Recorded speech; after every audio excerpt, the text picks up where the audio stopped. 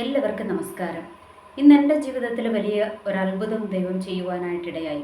അപ്പോൾ അതിൻ്റെ പുറകെയായിരുന്നു, അതുകൊണ്ടാണ് വീഡിയോ ലേറ്റ് ആയത്. ഓക്കെ, അപ്പോൾ ഞാൻ പറഞ്ഞു വരുന്നതിൻ്റെ സാരാംശം എന്താണെന്ന് വെച്ചാൽ, നമ്മളുടെ ജീവിതത്തിൽ ദൈവം അത്ഭുതങ്ങൾ ചെയ്യും അല്ലേ, അല്ലെങ്കിൽ ചില പ്രവചനങ്ങൾ നമ്മളുടെ ജീവിതത്തിൽ നിറവേറും. അപ്പോൾ ഇതൊക്കെ നമ്മളുടെ ജീവിതത്തിൽ സംഭവിക്കുന്നത് നമ്മളുടെ മിടുക്ക് കൊണ്ടാണോ? അല്ല. നമ്മളുടെ കഴിവ് കൊണ്ടാണോ? അല്ല. നമ്മൾ അതിവിശുദ്ധരായതുകൊണ്ടാണോ? അല്ല. നമ്മൾ എന്തെങ്കിലുമൊക്കെ ഒത്തിരി ത്യാഗങ്ങൾ ചെയ്തത് കൊണ്ടാണോ? ഒന്നുമല്ല. പിന്നെ എന്താ? ദൈവത്തിൻ്റെ മഹാകരുണ. ഇനി രണ്ടാമത്തത് എന്താണ്? ദൈവത്തിൻ്റെ വിശ്വസ്തത. ഇതുകൊണ്ടാണ് നമ്മളുടെ ജീവിതത്തിൽ അത്ഭുതങ്ങളും അടയാളങ്ങളും ഒക്കെ സംഭവിക്കുന്നത് അല്ലേ. പിന്നെ പ്രവചനങ്ങൾ കേൾക്കുമ്പോൾ എന്താണ്? നമ്മൾ അതിനു വേണ്ടി പ്രാർത്ഥിച്ചു കൊണ്ടിരിക്കണം. ഇല്ലെങ്കിൽ അത് ചിലപ്പോൾ അതിൻ്റെ ടൈം നീണ്ടുപോകാം, തടസ്സങ്ങൾ വരാം. അതൊക്കെ സത്യം തന്നെയാണ്. അപ്പോൾ അവിടെയൊക്കെ നമ്മൾ എഫേർട്ട് എടുത്തിട്ടില്ലേ എന്ന് ചോദിച്ചാൽ എഫേർട്ട് എടുത്തിട്ടുണ്ട്. പക്ഷേ ഇതിൻ്റെ ഫൈനൽ റിസൾട്ട് നമ്മളുടെ കയ്യിലോട്ട് കിട്ടണമെങ്കിൽ ആര് പ്രവർത്തിക്കണം? എല്ലാത്തിൻ്റെയും ഉടയവനായ സർവശക്തനായ ദൈവം പ്രവർത്തിക്കണം അല്ലേ. അല്ലായെങ്കിൽ വല്ല കാര്യമുണ്ടോ? ഒരു കാര്യവുമില്ല. ഇതുപോലെ തന്നെയാണ് പ്രവാചകന്മാരുടെ അവസ്ഥയും അല്ലേ. ഈ പ്രവാചകന്മാരും അവരുടെ കഴിവ് കൊണ്ടോ അല്ലെങ്കിൽ അവരുടെ വലിയ മിടുക്ക് കൊണ്ടോ വല്ലതും ആണോ പ്രവചിക്കുന്നത്? ഒന്നുമല്ല. പിന്നെ എന്തുകൊണ്ടാണ്? ദൈവത്തിൻ്റെ മഹാകരുണയാൽ അല്ലേ. ദൈവത്തിൻ്റെ മഹാകരുണ ആ വ്യക്തിയുടെ മേൽ വീണിട്ട്, അല്ലെങ്കിൽ പ്രവചനം കേൾക്കുന്ന വ്യക്തിയോടുള്ള ദൈവത്തിൻ്റെ മഹാകരുണ കൊണ്ടാണ് പ്രവചനങ്ങളൊക്കെ വരുന്നത് അല്ലേ. പലപ്പോഴും നമ്മൾക്കറിയാം, ഇന്നത്തെ ഈ കാലഘട്ടത്തിൽ പ്രവചനങ്ങളൊക്കെ സംഭവിക്കാതിരിക്കുന്നതും അല്ലെങ്കിൽ നല്ല നല്ല പ്രവാചകന്മാരൊക്കെ ഇന്നും വെളിപ്പെടാതെ ഇരിക്കുന്നതിൻ്റെയൊക്കെ കാരണം എന്താണെന്നറിയാവോ? അതിൻ്റെ കാരണം പലപ്പോഴും ദൈവത്തിന് മഹത്വം കൊടുക്കേണ്ടത് കൊടുക്കുന്നില്ല. ഇപ്പോൾ നമ്മൾക്കറിയാം, ഇലക്ഷനും അതിൻ്റെ റിസൾട്ടുകളും വന്നുകൊണ്ടിരിക്കുകയാണ്. പലരും ഇന്നും ഞങ്ങളുടെ കഴിവ് കൊണ്ടാണ്, ഞങ്ങൾ പ്രവചിച്ചപ്പോൾ ജയിച്ചത് കണ്ടോ എന്നൊക്കെ പറഞ്ഞുകൊണ്ട് ഒരുപാട് പേരും ഇന്ന് ക്രെഡിറ്റ് എടുക്കുവാനായിട്ട് സോഷ്യൽ മീഡിയകളിൽ കിടന്നുകൊണ്ട് അങ്ങോട്ടും ഇങ്ങോട്ടും കിടന്നുകൊണ്ട് ഭയങ്കരമായിട്ട് മത്സരിക്കുന്നുണ്ട്. ഞാനൊരു കാര്യം ചോദിക്കട്ടെ, അങ്ങനെയെങ്കിൽ ഇവരെ കഴിഞ്ഞൊക്കെ ഏറ്റവും നല്ല പ്രവാചകൻ എന്ന് നമ്മൾ ആരെ പറയേണ്ടി വരും? നമ്മുടെ പ്രതിപക്ഷ നേതാവായിരുന്ന വി.ഡി. സതീശനെ പറയേണ്ടി വരും. കാരണം എന്താണ്? അദ്ദേഹം കറക്റ്റായിട്ട് കോൺഗ്രസിന് ഇത്ര സീറ്റ് കിട്ടുമെന്ന് പ്രവചിച്ചു കഴിഞ്ഞു. അത് അദ്ദേഹം ദൈവാത്മാവിൽ പ്രവചിച്ചതാണോ? ഒന്നുമല്ല. അദ്ദേഹത്തിൻ്റെ കാൽക്കുലേഷനിൽ പ്രവചിച്ചതാണ്. അതിനെയൊക്കെ നമ്മൾക്ക് പ്രവചനം എന്ന് പറയുവാനായിട്ട് പറ്റുമോ? ഇല്ല. പിന്നെ ഇന്നത്തെ ഈ കാലഘട്ടത്തിൽ നമ്മൾക്കറിയാമായിരുന്നു, ഈ ഒരു പുതിയ ഒരു ഇലക്ഷൻ വരുമ്പോൾ, അതുമല്ല അതിൻ്റെ തദ്ദേശ തെരഞ്ഞെടുപ്പ് വന്നപ്പോൾ തന്നെ നമ്മൾക്കറിയാം, അത് കാൽക്കുലേറ്റ് ചെയ്തിട്ടാണ് മെയിൻ തെരഞ്ഞെടുപ്പിൻ്റെ ഫലം ഓൾമോസ്റ്റ് നമ്മൾ പ്രവചിക്കുന്നത് അല്ലെങ്കിൽ പറയുന്നത് അല്ലേ. അപ്പോൾ എല്ലാവർക്കും അറിയാമായിരുന്നു ഇവിടെ എന്താണ്, കോൺഗ്രസ് തരംഗം തന്നെ ആഞ്ഞടിക്കുമെന്നറിയായിരുന്നു. അത് ഏതെങ്കിലും പ്രവാചകൻ്റെ മിടുക്കാണോ? അല്ല. പിന്നെ നമ്മൾ അതിനകത്ത് എടുക്കേണ്ട കാര്യമുണ്ട്. നമ്മൾക്കറിയാം, ഈ നമ്മളുടെ രാജ്യത്തിന് വേണ്ടി, നമ്മളുടെ ദേശത്തിന് വേണ്ടിയൊക്കെ നമ്മൾ പ്രാർത്ഥിക്കണം. തെരഞ്ഞെടുപ്പുകൾക്ക് വേണ്ടി നമ്മൾ പ്രാർത്ഥിക്കണം. അതൊക്കെ സത്യം തന്നെയാണ്. പക്ഷേ അതിൻ്റെ ക്രെഡിറ്റ് ഒന്നും നമ്മൾ എടുക്കേണ്ട കാര്യമുണ്ടോ? ഇല്ല. കാരണം ദൈവത്തിനറിയാം ഓരോ കാര്യങ്ങളും. അതുകൊണ്ട് ദൈവമാണ് ഓരോന്നും നിയന്ത്രിച്ചിരിക്കുന്നത്. അതുകൊണ്ട് ഇനി ആര് പ്രവചിച്ചാലും പ്രവചിച്ചില്ലെങ്കിലും അതിൻ്റെ മഹത്വം മുഴുവൻ ആർക്കാണ് പോകുന്നത്?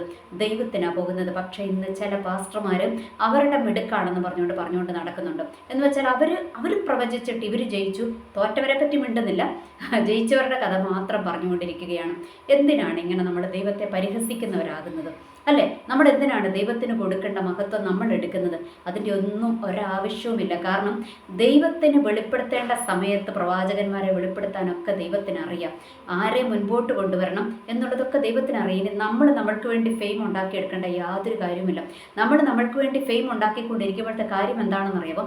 ഇങ്ങനെയൊക്കെയുള്ള എന്ന് വെച്ചാൽ അതിനൊരു ഒരു വാല്യൂവും ഇല്ലാതായി പോകും. കാരണം ഈ ഒത്തിരി പേര് ഞാൻ പ്രവചിച്ചിട്ട് അല്ലെങ്കിൽ ഞങ്ങളുടെ ചർച്ചിൽ വന്ന് പ്രാർത്ഥിച്ചവർ ജയിച്ചു. ആ പ്രാർത്ഥിച്ചവരുടെ കൂട്ടത്തിൽ തോറ്റവരുമുണ്ട്. ആ തോറ്റവർക്ക് വേണ്ടിയുള്ള പ്രാർത്ഥന ദൈവം കേട്ടില്ലേ?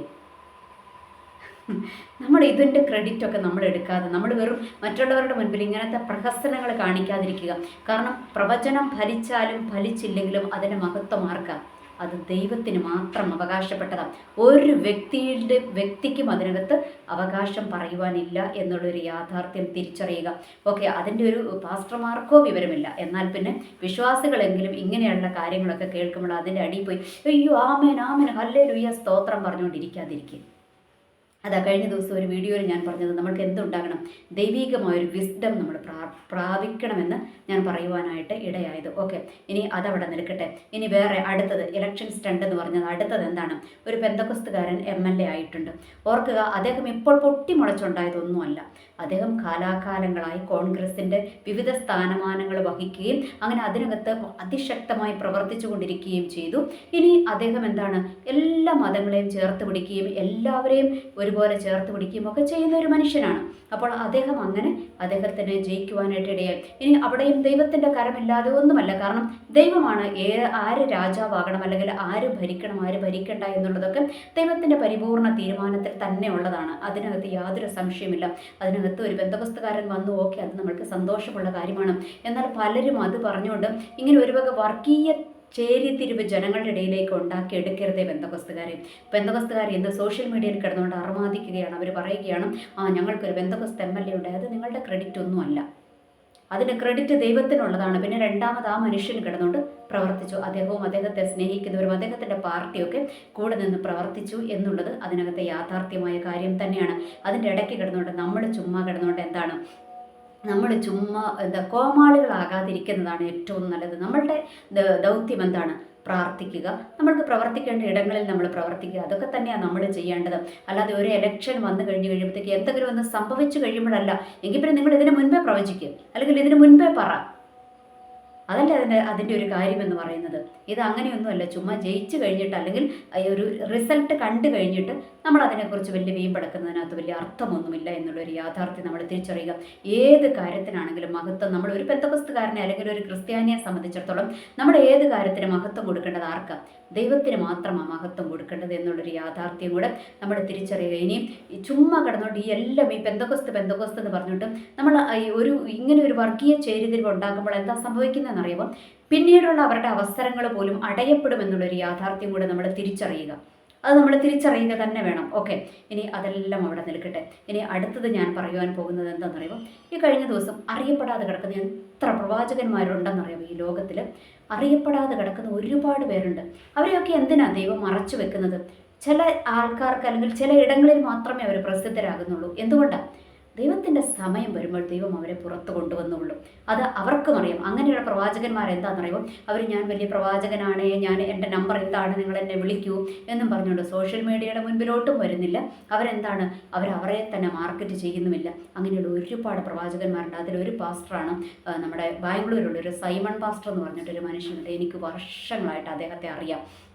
അദ്ദേഹം വർഷങ്ങളായിട്ട് പ്രവചിക്കുന്ന ഒരു പ്രവാചകനും ഒരു സഭയുടെ പാസ്റ്ററുമാണ്. ഓക്കെ, അപ്പോൾ അദ്ദേഹം എന്താണ്, അദ്ദേഹം ഒരു സെൽഫായിട്ട് ഒരു ആരുടെ അടുത്തും അല്ലെങ്കിൽ ഒരു സോഷ്യൽ മീഡിയയുടെ മുൻപിൽ വന്നിട്ട് ഞാൻ വലിയ പ്രവാചകനാണ് കേട്ടോ എന്ന് അദ്ദേഹം പറയാറേയില്ല. കഴിഞ്ഞ ദിവസം കൂടെ ഞാൻ അദ്ദേഹത്തെ വിളിച്ചൊന്ന് പ്രാർത്ഥിക്കുവാനായിട്ടിടയായി. അപ്പോൾ ഞങ്ങൾ താമസിക്കുന്നതിന് പ്രാർത്ഥിച്ചു വരുന്ന കൂട്ടത്തിലാണ്. ഞങ്ങൾ താമസിക്കുന്നതിൻ്റെ അടുത്തൊരു കാലിസ്ഥലം കിടപ്പുണ്ട്. അദ്ദേഹം ഞങ്ങളിപ്പോൾ താമസിക്കുന്ന ഈ സ്ഥലത്ത് വന്നിട്ടും കൂടിയില്ല.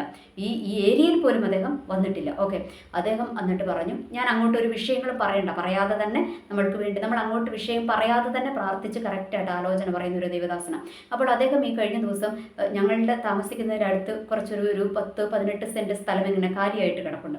അപ്പോൾ അവിടെ ഒരു പശുവിനെ കൊണ്ടുവന്ന് അതിൻ്റെ വേറെ വീട്ടിലുള്ള ഒരു ചേട്ടൻ അവിടെ ഒരു പശുവിനെ കൊണ്ടുവന്ന് കിട്ടും. ആ പശു ഇങ്ങനെ പുല്ല് മേഞ്ഞൊക്കെ നടക്കുന്നുണ്ട്. ഈ കാര്യം വരെ അദ്ദേഹം ഇങ്ങോട്ട് എന്നോട് പറയുവാനായിട്ട് ഇടയായി. അപ്പോൾ അതൊരു ആലോചന പറഞ്ഞ കൂട്ടത്തിൽ അത് പറയേണ്ടി വന്നതാണ്. ഞാൻ പറഞ്ഞു വരുന്നത് അത്രയും നല്ല കറക്റ്റായിട്ട് പ്രവചിക്കുന്ന ദേവദാസന്മാർ ഒരുപാട് ഈ ലോകത്തുണ്ടെന്നേ. അവരൊന്നും അവരെ സെൽഫ് മാർക്കറ്റ് ചെയ്യുന്നില്ല. അദ്ദേഹം വർഷങ്ങളായിട്ടുള്ള പ്രവാചകനാണ്. എൻ്റെ ജീവിതത്തിൽ ഒരുപാട് പ്രവചനങ്ങൾ അദ്ദേഹം പറഞ്ഞിട്ടുണ്ട്. അതെല്ലാം നടന്നിട്ടുമുണ്ട്. ഒരുപാട് മരണക്കെട്ടുകൾ മുൻപിൽ മരണം വരാൻ പോകുന്നതിൻ്റെത് പറഞ്ഞിട്ട് അതിനകത്തുനിന്ന് പ്രാർത്ഥിച്ച് ജയം ഏറ്റെടുക്കുവാനുള്ള ആ ഒരു ആലോചന വരെ അദ്ദേഹം പറഞ്ഞിട്ടുണ്ട്. അത്രയും നല്ല ദൈവം ഉപയോഗിക്കുന്ന ഒരു പ്രവാചകനാണ്. അവരൊന്നും എന്താ ചെയ്യുന്നതെന്നറിയാം, അവരാരും സെൽഫ് മാർക്കറ്റ് എടുക്കാറില്ല. കാരണം അദ്ദേഹത്തിൻ്റെ മറ്റൊരു ക്വാളിറ്റി എന്താണെന്ന് വെച്ചാൽ അദ്ദേഹം ഒരിക്കലും നമുക്ക് എപ്പോഴും നിന്നെ ദൈവം വാലല്ല തലയാക്കും, അല്ലെങ്കിൽ നിന്നെ ദൈവം ഉയർത്താൻ പോകും, അങ്ങനത്തെ പ്രവചനങ്ങളൊന്നും അല്ല പുള്ളിയുടെ പ്രവചനം എന്ന് പറയുന്നത്. നല്ല പ്രവചനങ്ങളും പറയും, ഒപ്പം നമ്മളുടെ ജീവിതത്തിൻ്റെ കുറവുകൾ പറയും, നമ്മളുടെ ജീവിതത്തിൽ വരാൻ പോകുന്ന അനർത്ഥങ്ങളെ മുൻകൂട്ടി കണ്ട് പ്രവചിക്കും, അതിനുള്ള പരിഹാരങ്ങൾ പറയും. ഇതൊക്കെ ചെയ്യുന്ന ഒരു ദേവദാസനാണ്. അതുപോലെ തന്നെ വേറൊരു ദേവദാസനുണ്ട്. അദ്ദേഹം കേരളത്തിലുള്ളവരാണ്. ഒരു പാസ്റ്റർ ജെയിംസ് എന്ന് പറഞ്ഞിട്ടൊരു ദേവദാസനുണ്ട്.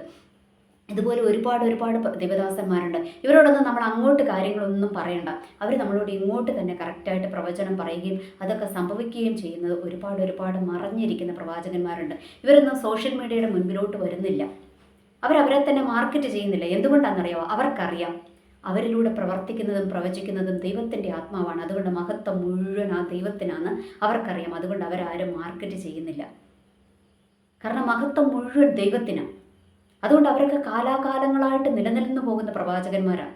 ഈ സെൽഫ് മാർക്കറ്റ് ചെയ്യുന്നവരെ നിങ്ങൾ നോക്കിക്കോ, അവർ ഈ കൂണ് പോലെ പെട്ടെന്ന് മുളച്ചു പോകും, അതുപോലെ തന്നെ താഴോട്ടും പോകും. ഇതാണ് ഇതിൻ്റെയൊക്കെ പിന്നിൽ വ്യാപരിക്കുന്ന കാര്യമെന്ന് പറയുന്നത്.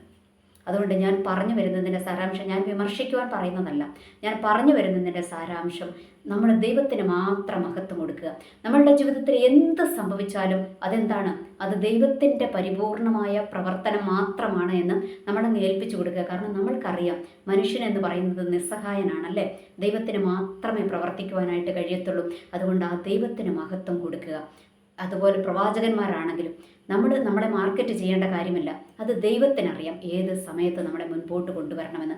കാരണം ദൈവം ഒരു പ്രവാചകനെ വെളിപ്പെടുത്തണമെന്ന് തീരുമാനിച്ചു കഴിഞ്ഞാൽ അത് മുഴുവൻ മഹത്വത്തോടെ ദൈവം അവരെ മുൻപോട്ട് കൊണ്ടുവരും. ഇത് പലപ്പോഴും പലരും എന്താണെന്നറിയാം, സെൽഫ് മാർക്കറ്റ് ചെയ്യുന്നത് കൊണ്ട് അവർക്ക് കിട്ടേണ്ട വില പോലും കിട്ടുന്നില്ല. നാട്ടുകാരെടുത്തിട്ട് അല്ലെങ്കിൽ സോഷ്യൽ മീഡിയ എടുത്തിട്ട് അലക്കുകയും ചെയ്യും. ഇതൊക്കെയാണ് സെൽഫ് മാർക്കറ്റിൻ്റെ മറ്റൊരു ദൂഷ്യവശം എന്ന് പറയുന്നത്. അതുകൊണ്ട് നമ്മൾ എന്താ ചെയ്യേണ്ടത്? ദൈവത്തിനങ്ങ് മഹത്വം കൊടുക്കുക. ദൈവം ദൈവത്തിൻ്റെ സമയത്ത് വെളിപ്പെടുത്തേണ്ടവരെ വെളിപ്പെടുത്തും, മുൻപോട്ട് കൊണ്ടുവരുന്നവരെ മുൻപോട്ട് കൊണ്ടുവരും. നമ്മൾ ഒരിക്കലും ഡിമാൻഡ് എടുക്കണ്ട, ദൈവത്തിന് വിട്ടുകൊടുക്കുക. കാരണം പ്രവർത്തിക്കുവാൻ കഴിയുന്നവൻ ദൈവമാണ് അല്ലേ. കാരണം നമ്മൾക്ക് തന്നിരിക്കുന്ന ആയുസ് അത് ഇന്ന് നമ്മൾ പറയുന്നു, നാളെ നമ്മൾക്ക് ആയുസ്സുണ്ടോ ഇല്ലയോ എന്ന് തീരുമാനിക്കുന്നത് ആരാ? ദൈവമാണ് അല്ലേ. ഇന്നിപ്പോൾ നമ്മൾക്കറിയാം ഒത്തിരി പേര് ജയിച്ചു കയറിയിട്ടുണ്ട്. അവർക്കൊക്കെ ആയുസ്സുണ്ടോ ഇല്ലയോ എന്നൊക്കെ തീരുമാനിക്കുന്നത് ആരാണ്? ദൈവമാണ്. അവർ എത്ര നാൾ ഇരിക്കത്തില്ല എന്നൊക്കെ തീരുമാനിക്കുന്നത് ആരാണ്? ദൈവമാണ്. അതുകൊണ്ട് നമ്മൾ ക്രിസ്ത്യാനികളായിരിക്കുന്ന നമ്മളെങ്കിലും തിരിച്ചറിയുക, ദൈവത്തിന് മഹത്വം കൊടുക്കുവാൻ തയ്യാറാകുക. അതുപോലെ നമ്മളുടെ ചർച്ചിൻ്റെ പുൾപിറ്റുകൾ ഒരിക്കലും ഒരു എന്താ പറയുക, രാഷ്ട്രീയക്കാർക്ക് കയറി ഇറങ്ങേണ്ട സ്ഥലമല്ല. അവിടെ ദൈവസാന്നിധ്യം ഇറങ്ങേണ്ട സ്ഥലമാണ്.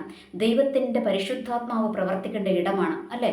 ആ പുൾപിറ്റുകളിൽ ഒരിക്കലും രാഷ്ട്രീയക്കാർ കയറി നിറങ്ങി വോട്ട് ചോദിക്കേണ്ട ഇടങ്ങളല്ല. അത് പുൾപിറ്റിൻ്റെ മഹത്വം തിരിച്ചറിയാത്തവരാ അങ്ങനെയൊക്കെ രാഷ്ട്രീയക്കാരെ കയറ്റുന്നത്. ഓക്കെ, രാഷ്ട്രീയക്കാർ വന്നോട്ടെ, അവരെ താഴെ നിർത്ത്. അഭിഷിക്തൻ അല്ലെങ്കിൽ ദൈവത്തിൻ്റെ അഭിഷേകം വീഴേണ്ട ഇടങ്ങളിലല്ല അവരെ കയറ്റി നിർത്തേണ്ടത്. അവരെ താഴെ നിർത്ത്, അവർക്ക് വേണ്ടി പ്രാർത്ഥിച്ചു വിട്. അല്ലാതെ അവിടെ കയറി നിന്ന് എൻ്റെ ചിഹ്നം ഇന്നതാണെന്ന് പറഞ്ഞ് വോട്ട് പിടിക്കേണ്ട ഇടങ്ങളല്ല സഭ. സഭയ്ക്ക് ദൗത്യമുണ്ട്, പ്രാർത്ഥിക്കേണ്ട ദൗത്യമുണ്ട്, സത്യമാണ്. പക്ഷേ പുൾപിറ്റിനകത്തോട്ട് കയറരുത്. ഇന്നും ആ ഒരു കാഴ്ചപ്പാടുള്ള ഒരുപാട് ദൈവദാസന്മാരുണ്ട് കേട്ടോ. വലിയ സഭകളിൽ, ഇപ്പം ഞാൻ പോകുന്ന സഭകളിലൊക്കെ രാഷ്ട്രീയക്കാർ ഒത്തിരി ഉറ്റുനോക്കുന്ന സഭയെന്ന് വെച്ചാൽ ഒത്തിരി ആൾക്കാരുള്ളതാണ്. പക്ഷെ അവിടെയൊന്നും പുൾപിറ്റിൻ്റെ പൊക്കത്തിൽ കയറി ഒരു രാഷ്ട്രീയക്കാരെ നിർത്തത്തില്ല. അവരെയൊക്കെ താഴെയേ നിർത്തത്തുള്ളൂ. അതേ കാഴ്ചപ്പാടെന്ന് പറയുന്നത്. കാഴ്ചപ്പാട് മാത്രമല്ല, ദൈവിക വിസ്ഡം എന്ന് പറയുന്നത്. അതൊക്കെ തിരിച്ചറിവ് ഓരോരുത്തർക്കും ദൈവം തരട്ടെ എന്ന് നമ്മൾക്ക് ആത്മാർത്ഥമായിട്ട് പ്രാർത്ഥിക്കാം.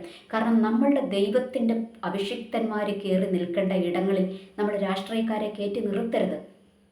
അത് നമ്മളപ്പോൾ ദൈവത്തിന് അത്രയും സ്ഥാനേ കൊടുക്കുന്നുള്ളൂ അല്ല. ദൈവത്തിൻ്റെ പുൾപിറ്റ് എന്ന് പറയുന്നത് ദൈവത്തിൻ്റെ അഭിഷേകം വീണ അഭിഷിക്തൻ നിൽക്കേണ്ട ഇടമാണ്. ദൈവസാന്നിധ്യം ഇറങ്ങേണ്ട ഇടമാണ്. ആ കാഴ്ചപ്പാടില്ലാത്തവർ വഴിയെ കൂടെ പോകുന്നവരെയൊക്കെ കയറ്റി നിർത്തും. ഇത്രയേ ഉള്ളൂ ഇതിനകത്തെ കാര്യം. അതുകൊണ്ട് ദൈവം നമ്മൾക്കൊരു വിസ്ഡം തരട്ടെ. ഈ കാലഘട്ടങ്ങളിൽ നമ്മൾക്ക് ആവശ്യമാണ്. ഞാനൊരു വീഡിയോ ഇതിന് മുൻപേ ചെയ്തിട്ടുണ്ട്. ദൈവിക വിസ്ഡം പ്രാപിച്ചെടുക്കാൻ, ദൈവികമായൊരു വിസ്ഡം ദൈവം നമ്മൾക്ക് തരട്ടെ. നമ്മൾക്കതിനായിട്ട് പ്രാർത്ഥിക്കാം. എനിവേ, എല്ലാവർക്കും നല്ലൊരു ദിവസം ആശംസിക്കുന്നു. നന്ദി, നമസ്കാരം.